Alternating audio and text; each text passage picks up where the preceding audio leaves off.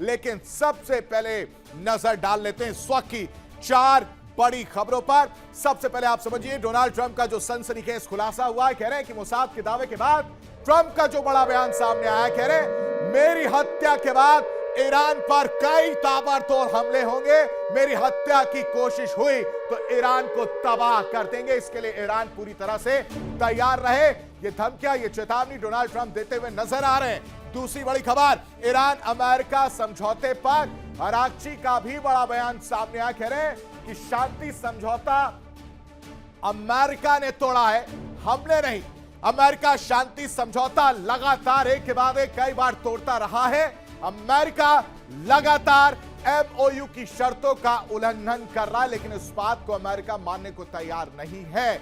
इधर तीसरी बड़ी खबर समझना बहुत जरूरी है दर्शकों, क्योंकि इजराइल लेबनान में अमेरिका कह रहा है कि वो मध्यस्थता कराएगा एक बार फिर से। इससे पहले भी कोशिश की थी, जहां पर सीजफायर टूटता हुआ नजर आया था। लेबनान में सीजफायर लागू कराने के लिए अमेरिकी टीम पहुंची और अगले हफ्ते यह खबर सामने आ रही है कि लेबनान के बीच रोम में बातचीत संभव हो सकती है, यानी इजरायली सेना को लेबनान से हटाने पर सहमति देखने को मिल सकती है। एक हफ्ते बाद इसकी भी पिक्चर क्लियर होगी। लेकिन नीदरलैंड इंटेलिजेंस का रूस पर जो बड़ा खुलासा हुआ है वो भी समझिए। रूस ने नाटो के मिलिट्री रूट के पास जो कैमरे लगे हैं उसे हैक करने की बात, ये खबरें सामने आ रही हैं और यूक्रेन भेजे जा रहे हथियारों पर नजर रूस रख रहा है और इसी वजह से उन कैमरों को हैक करने की बात सामने आ रही है। इसको लेकर नीदरलैंड ने संगठनों को सिक्योरिटी बेहतर करने के लिए कह दिया है। ये 4 बड़ी खबरें जिस पर हमारी आज नजर है और समझने की जरूरत है। लेकिन इन सब के बीच एक और बड़ी खबर आपको बताएंगे, लेकिन आप अब समझिए कि ईरान के धर्मगुरु सैयद अली खुमैनी का अमेरिका के साथ तनाव के बीच एक बयान वायरल हुआ। क्या कह रहे हैं, सबसे पहले आप वो सुनिए। به هر کدام میخوان بیان، هر کدام میخوان برن.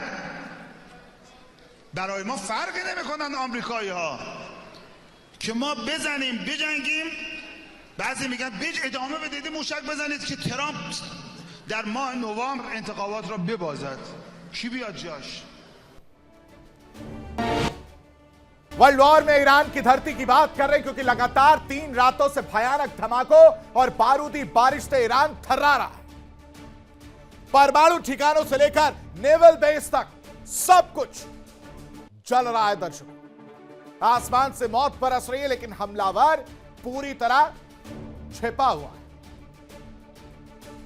मानो लुका छिपी का खेल चल रहा है। खाड़ी में अमेरिकी सैन्य बेस और ईरान की धरती पर लगातार बारूद बरस रहा है, लेकिन यह बारूद बरसा कौन रहा है यह किसी को नहीं मालूम। कौन है जो हमले कर रहा है, यह सब कुछ अभी तक पर्दे के पीछे है, क्योंकि ईरान अमेरिका दोनों ही कह रहे कि हमने हमला किया ही नहीं, हमारा कोई लेना देना नहीं, ये हमले अपने आप हो रहे हैं। उनका कहना है कि वो बारूद नहीं बरसा रहे। और ऐसे में सबसे बड़ा सवाल यह खड़ा होता है कि आखिर 2 दिन में 170 ठिकानों को राख बनाने वाला यह साइलेंट किलर कौन है? क्या अमेरिका कोई नई चाल चल रहा है दर्शकों, या मोसाद ने ईरान के परमाणु मंसूबों को दफन करने का सीक्रेट ऑपरेशन शुरू कर दिया है? इसको ग्राफिक्स के जरिए समझने की कोशिश करते हैं कि आखिर चल क्या रहा है।